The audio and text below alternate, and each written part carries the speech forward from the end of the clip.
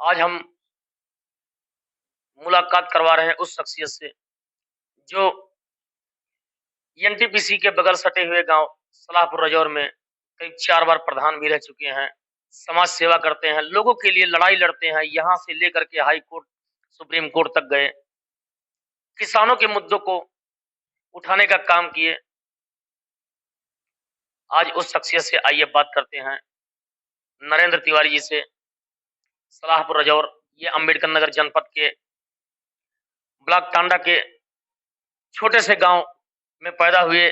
उसके बाद इनके द्वारा धीरे धीरे सामाजिक कार्य करते करते लोगों के लिए तमाम प्रकार के कार्य किए गए, सामाजिक कार्य किया गया, न्याय के लिए, लोगों के न्याय के लिए दौड़ते रहे, गरीबों को न्याय दिलाया, किसानों को न्याय दिलाने के लिए काफी संघर्षरत रहे। इसी दौरान एनटीपीसी के द्वारा अतिक्रमण किया गया, उसमें भी बढ़ चढ़ के हिस्सा लिए, मुकदमा आदि भी झेले। आइए जानते हैं उनसे कि जहां एक तरफ आज बाबा का बुलडोजर का कहर जारी है, तालाबों पर, बागों पर, गरीबों के आशियाने पर बुलडोजर का कहर जारी है, तो वहीं ऐसी क्या मजबूरी है कि एनटीपीसी में करीब 9 तालाब सिर्फ मात्र एक जगह हुसैनपुर सुधाना में बताया जा रहा है, उस पर क्यों नहीं बुलडोजर का कहर जारी है, क्यों नहीं चल रहा है? ये बताइए पंडित जी, आपका i124 में स्वागत है। ये बताइए आप कि बाबा का बुलडोजर इस समय कहर जारी किया है, गरीबों के अतिक्रमण की और तालाब पर जो कभी गरीबों के लिए रहने की व्यवस्था नहीं थी, वहां पर वो अपना आशियाना बनाए हैं, उस पर बुलडोजर चल रहा है। तो ऐसी क्या मजबूरी है कि एनटीपीसी में कितने तालाब हैं, इन पर क्या हो रहा है? ऐसा है कि केवल बुलडोजर गरीबों पर ही चल रहा है और इन्हें गिने जिनको माफिया कहते हैं ये लोग, उन पर चल रहा है। लेकिन ऐसा है कि जो बड़े बड़े माफिया अधिकारियों से मिल करके और तमाम अतिक्रमण किए हैं, उनको जो कभी आज तक जो है छुआ नहीं गया। मेरा कहना है कि यह सब दिखावा है, बुलडोजर वगैरह चलाना, यह सब केवल फर्जी है। एनटीपीसी में जंगल और तालाब की जमीन का जबरन अतिक्रमण किया गया है। हुसैनपुर सुधाना में 9 तालाब, सलाहपुर रजौर में 4-5 तालाब हैं, जंगल की जमीन है, जबकि जंगल की जमीन का अधिग्रहण हो ही नहीं सकता। उसमें एनटीपीसी ने किसानों के विरोध के बावजूद जबरन जो है वो एक ढांचा खड़ा कर दिया है। इस ढांचे को फौरन गिराया जाए, ध्वस्त किया जाए। कानून सिर्फ गरीब के लिए नहीं है, कानून अमीरों के लिए क्या भी है। उम्मीद है आपको कि बुलडोजर का कहर इस पर भी जारी होगा, गिरेगा एनटीपीसी पर? क्या बुलडोजर का कहर चलेगा? ऐसा है कि एनटीपीसी पहुंच करके ये चाहे जो भी हो, चाहे वो गोरखपुर में चौराहा बनवाना हो, चाहे सड़क बनवाना हो, चाहे घर बिजली लगवाना हो, ये फौरन जा करके सबको मोबिलाइज कर लेती है। तो एनटीपीसी पर हमको तो उम्मीद नहीं है कि बुलडोजर चलेगा। तो यानी कि जो गरीबों पर चल रहा है, सिर्फ गरीबों पर ही चलेगा। तमसा मार्ग पर अभी आप देख रहे होंगे 100-100 मीटर दोनों तरफ किया जा रहा है, इससे करीब करीब 1 लाख से ऊपर लोग प्रभावित हो रहे हैं। और अन्य जगह पर जो है, तालाबों पर जो अतिक्रमण किए थे, इन पर बुलडोजर चल गया। देखिए, तमसा मार्ग की बात चूंकि वो अकबरपुर की है और उसमें जब बसाया गया, जब किसान वहां बसे या गरीब बसे या झोपड़ी किए, तो जब तक उनका पुनर्वास नहीं कर दिया जाता तब तक उनको हटाया नहीं जाना चाहिए। एनटीपीसी में 14 साल हो गया। तमाम किसान जो है, जो कोल क्रेशर है जिसमें कोयला पीसा जाता, उसके नीचे रह रहे हैं। यहाँ तक जहाँ पर मौके पे है, हाँ, यहाँ भी तो कोयला पीसा जा रहा है। यहाँ कोयला नहीं, तो हमारे ऊपर से वो कोयले की बेल्ट जा रही है, कोयला पीसा जा रहा है। उसके नीचे किसान जो है वो 14 साल से रह रहा है, जब से प्रोजेक्ट की जमीन का। तो बीमारियां भी हो रही हैं। अच्छा, सुनिए सुनिए सुनिए सुनिए, ऐसा है कोयला पीसा जा रहा है। बहुत से किसान जो है सलाहपुर रजौर चिमनी के नीचे बिल्कुल रह रहे हैं। कुछ किसानों की, जैसे पारस यादव वगैरह हैं, इनकी दीवार और मुख्य परियोजना की दीवार एक है, यानी मकान की दीवार और परियोजना की दीवार एक है, और उसमें तमाम कंपन होता है, राख, ध्वनि और मतलब कोयला प्रदूषण से अनेक किसान मर गए। कम से कम कुछ नहीं, असामयिक जो है 15-20 किसान इस गांव के अंदर से मर गए, और उनको एनटीपीसी के द्वारा या शासन के द्वारा कोई क्षतिपूर्ति नहीं दी गई।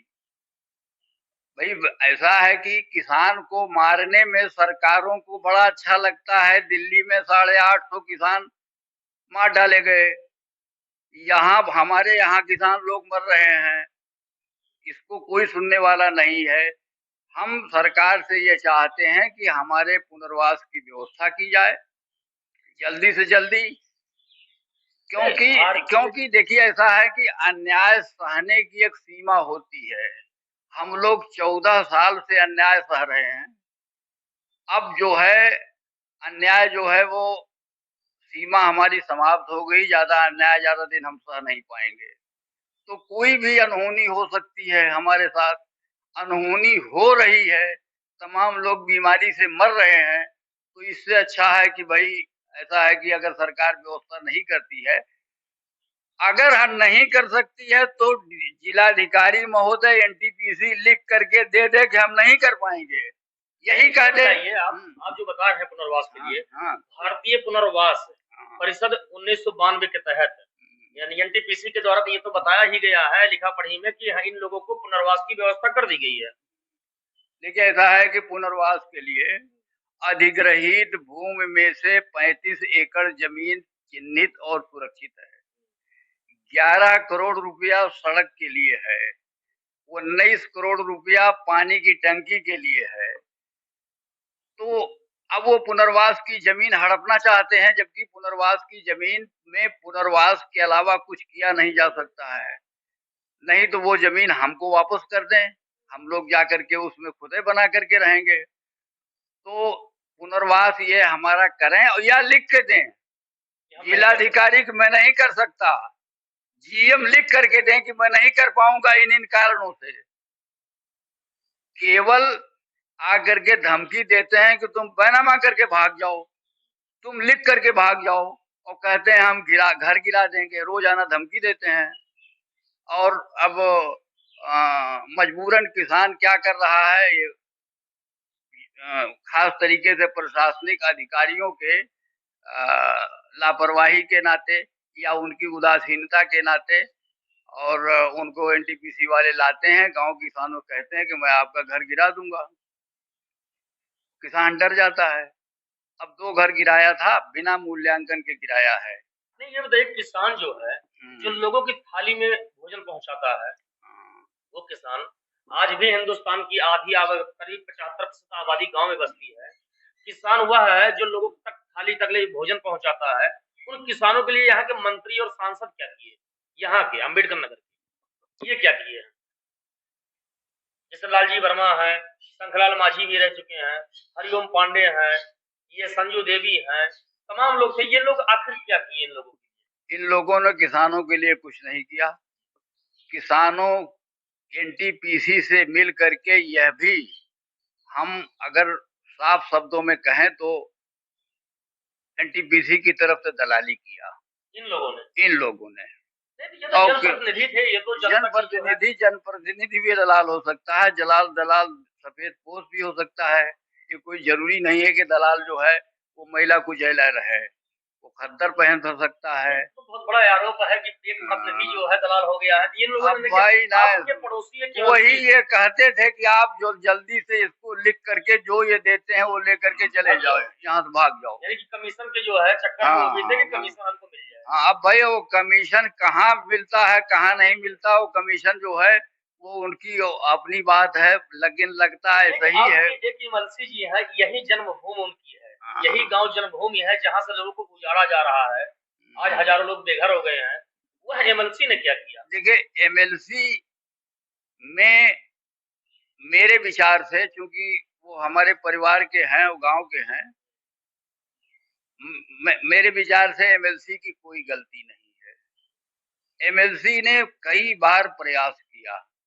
नहीं कहते हैं सुनिए, नहीं, एमएलसी ने कई बार प्रयास किया कि आप लोग सब इकट्ठा हो जाइए, चलिए, मतलब इसका निस्तारण जिलाधिकारी या लखनऊ स्तर से जैसे भी हो जाए।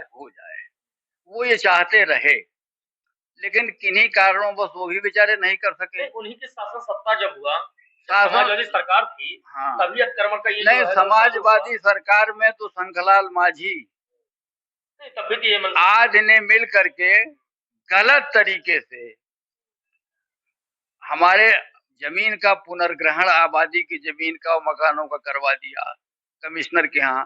अब हम लोग उसके लिए मुकदमा जीवन भर लड़े, गए हाई कोर्ट ने स्टे दिया है। अब जब कभी फैसला होगा तब देखा जाएगा।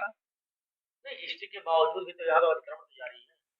नहीं, आबादी पर स्टे है, लेकिन जो जंगल की जमीन है और तालाब की जमीन, इस पर ये अतिक्रमण कर रहे हैं।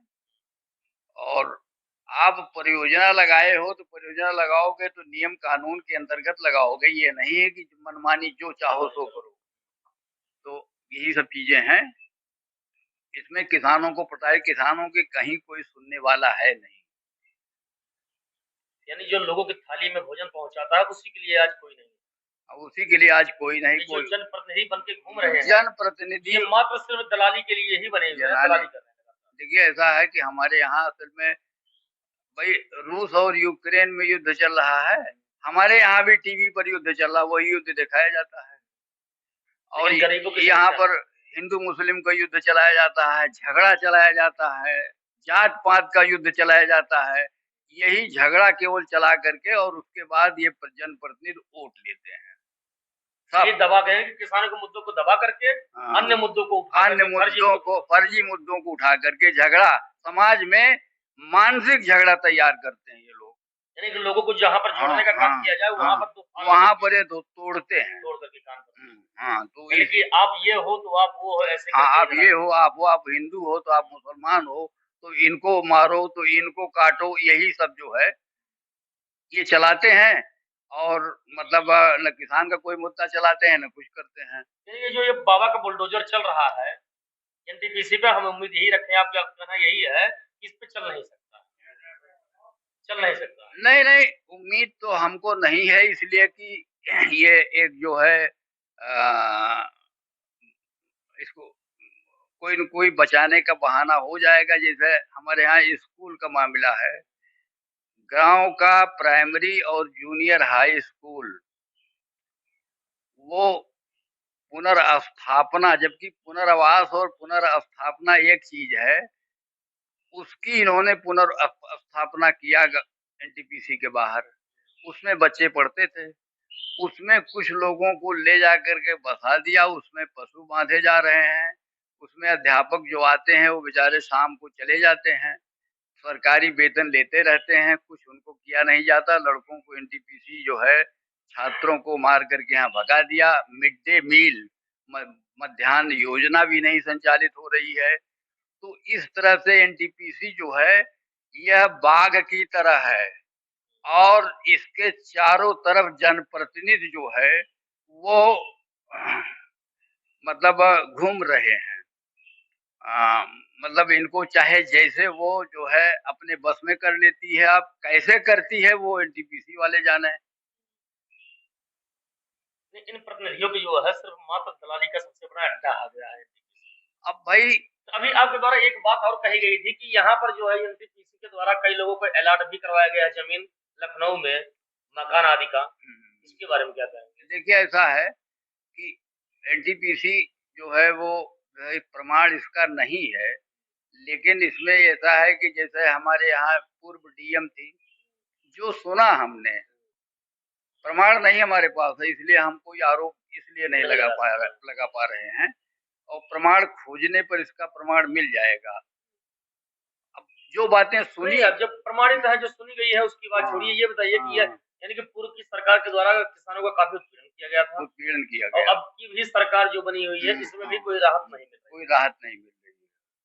देखिए बुलडोजर बाबा का बुलडोजर का कहर हो सकता है बुलडोजर कि बाबा का जंगल के पहले जंगल पर जितने भी अतिक्रमण और तालाब पर हैं उस पर बुलडोजर चलाया जाना चाहिए, यह न्यायोचित होगा। यानी कि पहले तभी गरीबों को छोड़ करके एनटीपीसी हाँ पे अगर चलाते हैं, नहीं, एनटीपीसी की बात मैं नहीं कर जैसे रहा हूँ। एनटीपीसी के द्वारा जो कब्जा मौके पे किया जिसने गया भी है, तालाब पर, हम एनटीपीसी की बात नहीं करते हैं, जिसने भी तालाब पर या जंगल पर अतिक्रमण किया उस पर बुलडोजर चलाया जाना चाहिए, चाहे वो हम हो और चाहे वो मुख्यमंत्री हो, चाहे वो एनटीपीसी हो, जो भी हो, बड़ा से बड़ा प्रभावशाली व्यक्ति हो, जिसने भी जंगल या तालाब पर अतिक्रमण किया है उसको हटाया जाना चाहिए, उसको ध्वस्त किया जाना चाहिए।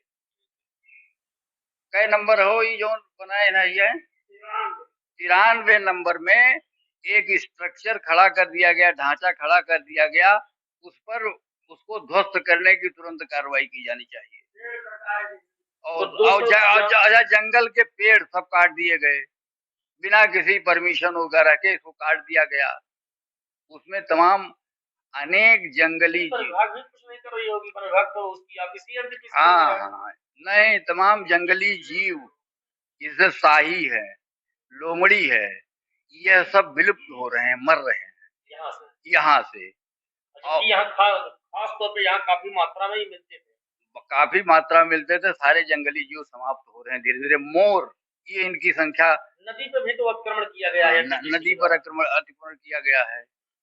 इन्होंने नदी में एक नंबर बाझा, उसका भी देखिए ऐसा है कि माझा जो है एक एक नंबर नदी का जो है, इन्होंने क्या किया कि उसका अधिग्रहण कर लिया, जबकि जब 2 नंबर, जबकि नदी के में है वो। और उसके बाद इन सब जमीन को दिखा दिया गया माझा, उसी के आधार पर हुसैनपुर सुधाना वगैरह को झील दिखा दिया गया। तो बड़े पैमाने पर इन लोगों ने झील दिखा दिया गया, तो झील पे भी तो जो है कब्जा किए हैं। यही नहीं, जिसे खेती वाली जमीन झील है, नहीं खेती नहीं होती, ये सब दिखा करके एनटीपीसी के द्वारा फ्रॉड किया गया। इसमें अधिकारियों की और नेताओं की सब मिली भगत थी, जिससे कि किसानों को किसी तरह से यहाँ से निकाला जाए, बिना कुछ दिए हटा दिया जाए। किसानों का मानसिक शारीरिक शोषण जम के किया जा रहा है। धन्यवाद। अभी पूर्व प्रधान जी से हमारी वार्ता हुई, आपने देखा कि क्या क्या आरोप लगाए, वास्तविकता क्या है इन्होंने बताया। आइए जानते हैं आपसे भी। ये बताइए कि पूर्व प्रधान जी ने बताया कि ऐसे जो है एनटीपीसी के द्वारा किया गया है, वास्तविकता क्या है, आप क्या कहेंगे इस बारे में? सारी वास्तविकता मास्टर साहब ने, प्रधान जी ने पूर्व बता दिए हैं। वो सारी बातें सच्ची हैं और उसमें और ज्यादा मैं क्या कहूँ, प्रधान जी ने सारी बातों को ओपन कर दिया है। रह गई बात, आज मैं उम्मीद करता हूँ कि अगर शासन प्रशासन, बाबा बुलडोजर हमारे जो हैं, इनका कुछ हम किसानों के ऊपर दया हो जाती है तो बहुत बड़ा उपकार होगा। और बाकी तो एनटीपीसी ने यहाँ दलालों की एक बहुत लंबी चौड़ी फौज खड़ी करके रखी हुई है, वो होने नहीं देंगे। अभी भी मुझे उम्मीद है, यानी कि विधानसभा में ये दलाल आवाज भी नहीं उठाएंगे और जनप्रतिनिधि ना होकर के दलाली जो है एकदम पेवर दलाल हैं। और ये लोग दलाली करके ही यहाँ किसानों के साथ बहुत बुरा अन्याय किए हुए हैं। और बाकी तो मैं उम्मीद करता हूँ कि हमारे एमएलसी जी इस समय हमारे एक प्रतिनिधि हैं यहाँ पे, बाकी तो जितने लोग थे वो दलाली ही किए हैं। तो कुछ अगर हम लोगों के लिए यहाँ किसानों के प्रति कुछ कर सकते हैं तो बहुत बड़ी कृपा होगी। और किसानों के साथ एक बहुत बड़ा, मैं कहता हूँ कि ये चैलेंज भी है कि सारे समस्याओं को निपटाने का प्रयास करें, तो बहुत अच्छी बात होगी। पुनर्वास के लिए जो है भारतीय परिषद द्वारा जो कानून लागू किया गया है, इसके तहत क्या वास्तविकता यहाँ पर कार्रवाई नहीं हो रही? नहीं, कभी नहीं हुई है। उसको दबाने का प्रयास ही किया जा रहा अभी तक। उस पुनर्वास के लिए जो मास्टर साहब ने बताया, प्रधान जी ने, वो सच्चाई है। उसको हर जगह पे दबा करके यहाँ प्रशासन और एनटीपीसी दोनों मिल करके इस चीज को आज तक होने नहीं दे रहे हैं। इसकी सबसे बड़ी वजह यही है कि यहाँ के प्रतिनिधि लोग दलाल हैं। बस मेन चीज दलाली ही है। अगर ये दलाली ना करते, अगर विधानसभा सहित ऊंचे आवाज उठाते अगर ये, जी जी, तो यहाँ किसानों को न्याय मिलता। बहुत बहुत न्याय मिल चुका होता। अब तक मैं समझ रहा हूँ कि किसान भी संतुष्ट हो गए होते। हमारे एक्ट के हिसाब से सारी जमीन का हमारा अगर वो लोग कानूनन सह पालन किए होते तो किसान गरीब अपन अपना घर बना के आज रह रहा होता। 10 साल से यहाँ राखी कोयला और ये सब खाने पर मजबूर कर दिया गया है। इस गांव में आप स्थिति देख ही रहे हैं किस तरीके से आदमी रह रहे हैं। इनको प्रताड़ित किया जा रहा है कि दिन प्रतिदिन ये संख्याएं कम होती जा रही हैं, मर रहे हैं लोग। आज तक किसी को कोई एक पैसे की राहत मिली है और बाकी तो अब कुछ और कहा ही नहीं जा कोई सकता। मानसिक शारीरिक रूप से तोड़ा जा रहा है बिल्कुल किसी भी बिल्कुल तरीके से, यहाँ से निकल के एकदम वो कह रहे हूँ कि ये इन तो लोग पूरे हिंदुस्तान का सबसे आश्चर्यजनक चीज तो ये है, ये हाँ, प्लांट जी जी कि जिसके अंदर यहाँ पर कार्य भी हो रहा है, बिजली भी उत्पन्न हो रही है, हाँ। अब गांव वाले यहाँ के अंदर है भी। आज सबसे बड़ा प्रोडक्शन इस प्लांट से हो रहा है। सरकार खूब वाहवाही ले रही है। 1700-1800 मेगावाट बिजली जा रही, यहाँ किसानों की छाती पर मूंग दला जा रहा है। सबसे बड़ी तकलीफ की बात यही है कि इनको थोड़ी सी राहत की पैकेज में अगर इनको बसा दिया गया होता, इनकी सारी समस्याओं का समाधान कर दिया गया होता, आज ये प्लांट और अच्छी तरीके से चलता। इस तरीके से क्या मिली भगत कर रहे हैं ये सब लोग जान भी रहे हैं, लेकिन इसकी बात उच्च स्तर तक नहीं पहुंच पा रही। यानी कि जो आज प्रतिनिधि को, ये एनटीपीसी प्रतिनिधियों को जो पैसा दी, जिस प्रकार से दलाली खिलाई, अगर वही कुछ अंश जो है गरीबों को लगा दिए होते या फिर किसानों को लगा दिए होते, आज भी वो खुशहाल संपन्न होते। कोई समस्या न रही होती। इन दलालों के अलावा उस चीज को अगर इन किसानों के फेवर में कर दिया गया होता तो आज ये सब खुश भी रहते और परियोजना भी अच्छी चलती। लेकिन सारी चीजों को इन्होंने मारा, एकदम चौपट कर दिया है। धन्यवाद। आइए जी जी। ऐसा है कि 9 गांव में खास तरीके से हमारे 9 गांव प्रभावित हैं और 9 गांव के किसान जिनकी संख्या लगभग 3000 से 4000 है, इनकी 100% जमीन और 100% मकान परियोजना से प्रभावित है। ये इनको मजदूरी पर जो रखा गया था, इन प्रभावित किसानों को निकाल दिया गया। जीएम ने इन किसानों को निकाल करके, जीएम जो इस समय परियोजना प्रबंधक हैं, वो 60 मजदूर अपने गांव से ला करके दे रखे। सारे लोगों को निकाल दिया। यहाँ जो काम करते थे, जिनकी 100% जमीन और जिनका 100% मकान गया हुआ है, जबकि एक्ट कानून के अनुसार उनके रोजगार की जिम्मेदारी एनटीपीसी की है। मुख्यमंत्री जी को इन जो निकाले गए मजदूर थे वो जाकर के मिले कि साहब हमारे पास खाने का कोई सहारा नहीं है और हम मजदूरी करते थे, हमको निकाल दिया गया। वह चिट्ठी एसडीएम के यहाँ आई हुई है। मुख्यमंत्री जी यह कहते हैं कि कानून तोड़ने वाले अधिकारियों को बख्शा नहीं जाएगा। यहाँ लगातार डीएम, एसडीएम और एनटीपीसी के अधिकारी कानून तोड़ रहे हैं।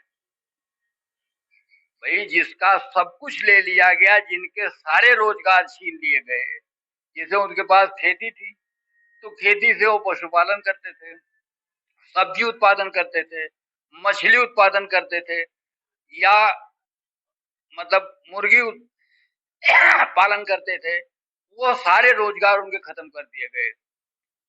अब जो है, जब सारे रोजगार खत्म किए गए तो जब खेती चली गई तो मकान चला गया तो सब खत्म हो गया। उनको मजदूरी भी नहीं करने दिया जा रहा है और उनकी जगह पर जीएम एनटीपीसी अपने गांव से ला करके लोगों को रख रहे हैं और हमारे प्रभावित किसानों को सबको निकाल दिया गया। तो अब ये मुख्यमंत्री को दिया गया, मुख्यमंत्री जी को दिया गया था। लड़कों जो मजदूर निकाले गए थे जाकर के गोरखपुर में मिल करके उनको दिया था। वहां से आया डीएम के यहाँ, डीएम के यहाँ से आया एसडीएम के यहाँ। सुनने में आया यही एसएमएस आया था, वो जाएगी एनटीपीसी में, एनटीपीसी उसको हजम कर लेगी। बात खत्म।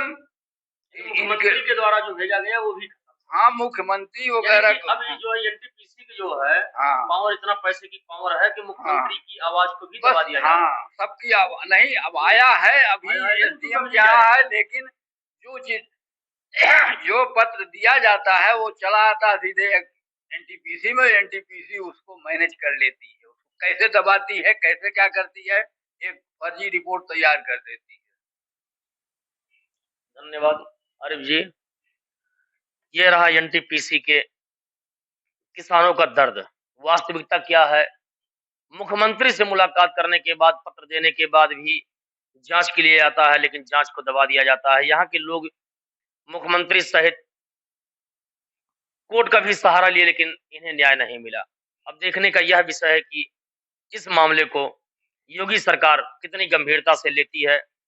मैं IBN 24 से मैं अरविंद यादव आरिफ के साथ। धन्यवाद।